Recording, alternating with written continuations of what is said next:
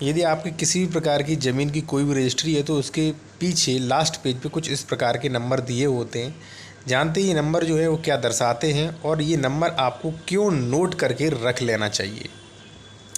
इससे पहले मैं आपसे कहूँगा कि यदि आप किसी प्रकार की फ़ोन पर सलाह लेना चाहते हैं ज़मीन से जुड़ी, किसी भी कानून से जुड़ी, तो आप मुझसे संपर्क कर सकते हैं। इसकी लिंक जो है वीडियो की डिस्क्रिप्शन में हमने दे रखी है।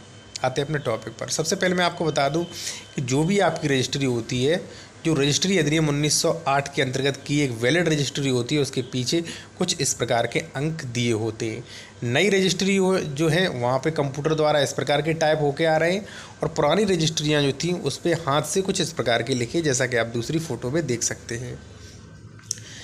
इस अंकों में लिखा है वही संख्या, जिल्द संख्या, पृष्ठ संख्या, क्रमांक संख्या और दिनांक। ये इसलिए महत्वपूर्ण होते हैं और इसलिए आपको नोट करना चाहिए कि भविष्य में ये रजिस्ट्री आपकी कहीं भी गुम हो जाती है तो आप इन्हीं नंबर के थ्रू आप अपनी रजिस्ट्री जो है वो निकलवा सकते हैं।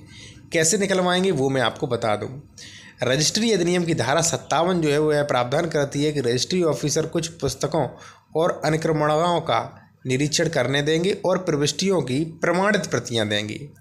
यदि मान लीजिए आपकी रजिस्ट्री खो गई और आपको ये सभी पृष्ठ संख्या और पुस्तक संख्या और दिनांक सब कुछ पता है, तो आप डायरेक्ट जाके उसी पुस्तक को खोल के उसी पृष्ठ संख्या को देख के आप पता लगा सकते हैं कि इस ज़मीन का जो है स्टेटस क्या है और फॉर्म दे के, क्योंकि जब आप वैसे मान लीजिए आपकी जो है ओरिजिनल रजिस्ट्री खो चुकी है तो आप जब भी रजिस्ट्री ऑफिसर को आप फॉर्म देंगे तो उस पर ये सब चीज़ आपको डालना है। पृष्ठ संख्या क्या है, जिल्द संख्या क्या है, पुस्तक संख्या क्या है और दिनांक क्या है। ये सब कुछ आप अगर डाल के फॉर्म अप्लाई करेंगे तो आपको 5 दिन के अंदर जो है रजिस्ट्री की प्रमाणित कॉपी मिल जाएगी।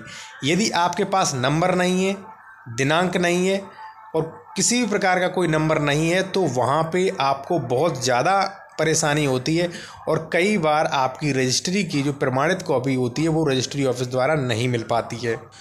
तो जो भी आपकी ज़मीन की रजिस्ट्री है उसके पीछे जो भी अंक लिखे हैं वो आपको नोट कर लेने चाहिए, क्योंकि जब भी ये रजिस्ट्री खो जाती है तो आप आवेदन में इन्हीं अंकों को, इन्हीं डेट को भर के आवेदन कर सकें और आपको 5 दिन के अंदर उसी ज़मीन की प्रमाणित कॉपी, रजिस्ट्री की कॉपी जो है वो मिल जाएगी और आपको किसी भी प्रकार की परेशानी नहीं होगी।